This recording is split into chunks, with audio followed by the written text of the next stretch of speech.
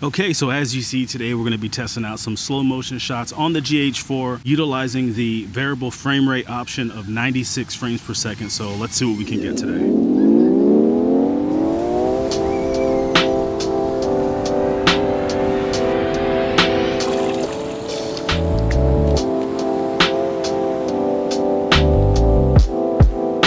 Shooting in slow motion can be pretty tricky with these cameras just because when shooting in slow motion, obviously more frames need to be processed by the camera. And so where we are really going to see our bang for our buck with these cameras is going to be actually in the settings. You may have seen some other videos that talk about the sharpness when shooting in slow motion, particularly like with the Sony lineup of cameras or even the GH series of cameras as well. And even for me, back when I was shooting on a Sony a7 III, I used to actually turn the sharpness up when shooting in slow motion in 120 frames per second in 1080. Now, the thing when it comes to shooting in slow motion and turning the sharpness up, where that comes from essentially is that the footage looks muddy when shooting in slow motion just because the bit rate isn't high enough. And not just the bit rate, but the actual codec is in, it's an 8-bit 420 codec. And so you end up getting some artifacting or even noise in the shadows, particularly with the GH series of cameras. And so if we go back and revisit turning sharpness up when shooting in slow motion,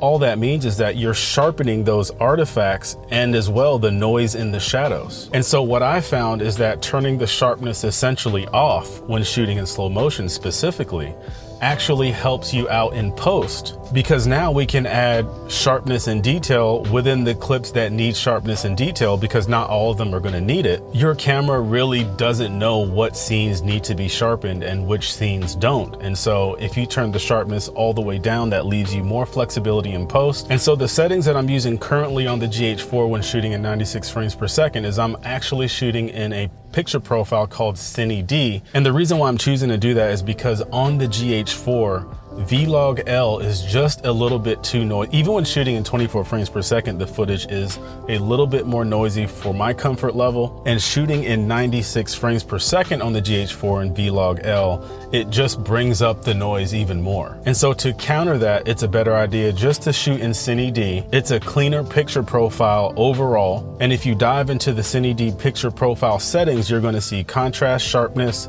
saturation, and noise reduction. Now with noise reduction, I don't recommend turning it all the way off because we do want to utilize some of the features within the camera to go ahead and remove some of the noise in camera. And so I typically leave that at -3 and not -5. As far as the sharpness is concerned, like I said, we turn it all the way down to -5.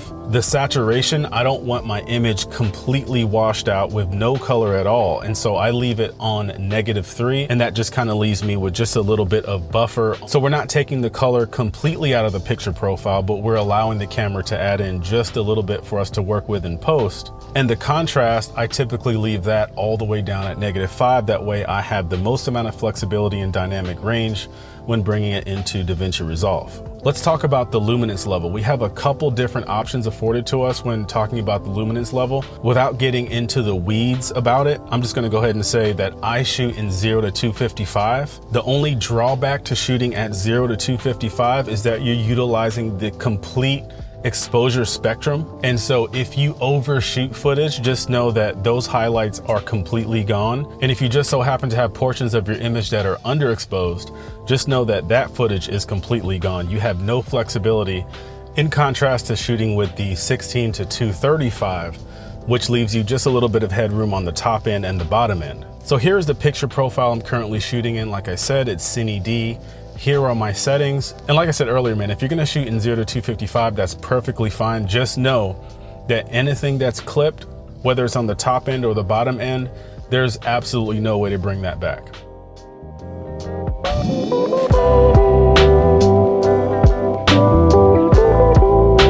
Now here is the way that I add in sharpening back into my footage in post when shooting in 96 frames per second on the GH4. This entire methodology within Davinci Resolve works on the GH5 when shooting in 180 frames per second in 1080 as well. And so what we're gonna do, instead of just going into the blur and sharpen and taking points away, which actually add in sharpening, and just doing that, just by itself, we're gonna go ahead and mask out most of the shadows in the mid-range and just apply this sharpening literally from about the 50 luminance range and on up, because we don't really need to sharpen shadows. Sharpening really only shines between luminance values of 50 and higher. And so adding in this mask really helps out the sharpening process within the footage, because more than likely, if you've shot slow motion footage on the GH4 or the GH5, your shadows aren't the cleanest. And that's most likely where you're gonna find most of the artifacting and noise like we talked about earlier. So we don't wanna apply any sharpening to noise or artifacts. And so applying this mask before we add in sharpening is going to help us out tremendously, because we're only adding in sharpening to the higher midtones and highlights, completely ignoring the lower midtones and shadows. Another good thing to do in Davinci Resolve is add in mid-tone detail. This is completely different than sharpening. It's a different algorithm that's in place when we add in mid-tone detail. And this is going to help bring more detail out of the midtones. I typically add in about 10 to 15. That works pretty good for me. On some clips, I found out that if you add 20 to 25, that actually works for some of those clips as well. So you just kind of have to play with it, figure out what you're shooting. It depends on the scene, but definitely adding in mid-tone detail on your clips is a game changer, no doubt.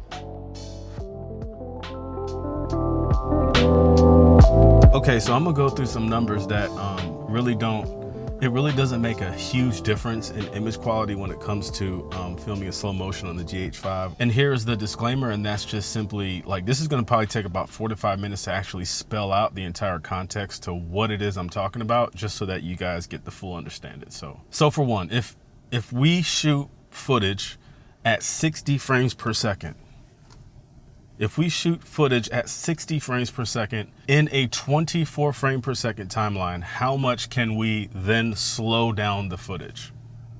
We can slow the footage down by 60%, right? 60%, that's how the numbers work out. In other words, we're watching things happen on screen at 40%. So if we've slowed the footage down by 60%, we are now viewing something moving at 40% speed, right? I hope everyone's still with me. I hope I'm still with me. Let's start there. Now, if there wasn't anything I learned from shooting on the P4K, that was when 75 frames per second came out shooting in 4K. Now, obviously that was a 2.35 to 1 aspect ratio, which is like, I'm never really filming in that aspect ratio where it's like, oh, I really need these bars to be on the top or bottom, or I need the extra width. But nevertheless, 4K, 75 frames per second, which was awesome. And the thing I noticed about that was, bro, like 75 frames per second was a lot slower than I thought it would be, right? Just viewing it in real time. And so one thing that got me thinking about the whole 75 frame per second bit was, well, what would happen on the GH4 if we shot in 72 frames per second, not necessarily 75 frames per second, but is that necessarily that noticeable from 96 to 72? So here I have for you one clip that was filmed or shot in 96 frames per second, and the very same scene you see me walking is also in 72 frames per second, right? So same scene, different frame rates. And can you tell the difference? I guess this is a test for you real filmmakers out there, right? Can you tell the difference between shot 1 and shot 2 in terms of which one is slower, which one was shot in a higher frame rate? And so what I'll do is I'll go ahead and leave this kind of running throughout the duration of me explaining exactly what I'm doing here and why I'm shooting in 72 frames per second. And so with that being said, we already know that 96 frames per second slows down the footage by 75%, right? Or we're viewing something moving in the frame at 25% speed. If you are, for some reason, interested in exactly how to get those numbers, all you would need to do is take 24 frames per second, because that's the timeline we're working in, and then divide it by 96, and you should get 0.25, right? You should get 0.25. So that's 25% is what you're viewing, whatever you're viewing on the screen, moving at. That's the speed that you're viewing it move at. Now, what codec are we shooting in, or what speed are we shooting in when it comes to shooting 96 frames per second? Well, if we look right in the camera, right at the GH4, you know, it says right there 100 megabits per second. So we're shooting at 100 megabits per second. And if we were to kind of break that down into, well, how much megabits or horsepower or raw processing power, right, is being dedicated to each one of those frames, all we would need to do then is just go, well, let's just say 100 frames per second, just for math simplicity reasons, and then divide that by the bit rate. So 100 frames per second, essentially, divided by the megabit per second, which is 100. And so that gives you about 1 megabit, right? Right, 1 megabit that's allocated towards each frame that's coming into the camera sensor. Now, the thing about that is, if we were to compare that in contrast to shooting in 24 frames per second, we can then see why there's such an image quality loss when shooting in faster frame rates. Because if we were to take that, you know, that same 100 megabit per second and then apply it to 24 frames per second, we come up with something close to 4 megabits per frame, right? So every frame that's being processed into the sensor every second, 4 megabits or 4, what would you say, just 4 megabits of processing power, right, is being dedicated to each one of those frames throughout each second. So now, what about 72? Like, how do the numbers look at 72? Since we really can't tell the difference between 96 and 72 frames per second, essentially it looks the same to the human eye. The next logical question would be, if we see a performance gain from shooting at a slower frame rate, you know, how much raw processing power is being dedicated towards each frame in addition to the 96? Or in contrast to the 96 frames per second. And then do we actually see like an image quality increase while shooting in 72 frames per second? So that's the whole premise. And I know I know that took me like probably 5 minutes to explain. I don't know, I've been filming for 13 minutes already, right? But I had to explain that or go through that just so that you guys can fully see the context to why I'm explaining it. So back to the 72 frames per second and trying to figure out how much raw processing power is being dedicated towards each frame. All we would need to do at that point is take the 24 frame per second timeline, divide it into 72 frames, and we get, I forget what it was, like 1.38 or something, just say 1.4. And so instead of 1 megabit being applied to each frame, we now have 1.4, which is actually a 40% increase in processing power. Does that make sense? I hope I did. Good thing I didn't lose myself on that one, right? But does that make sense to everyone? I know, like, most of the time I really don't like apply numbers and break them down like that, but for this specific example, I really had to. But just by first glance, second glance, or even a third glance, you can't really tell which scene was shot with a faster frame rate. Yet the 72 frame per second, by the way, this is the one that was shot in 72. It was the second clip. These are the clips that we were able to get the GH4 to apply more raw processing power to, right? In terms of like each frame. And of course, just to come around like, you know, full circle, if we look at the 72 frame per second shot here, we can see at 200%, you know, I'm not a pixel peeper, but we have to actually zoom in here. But we can see that the shadows are actually cleaner on the 72 frame per second shot as opposed to the 96 frame per second clip.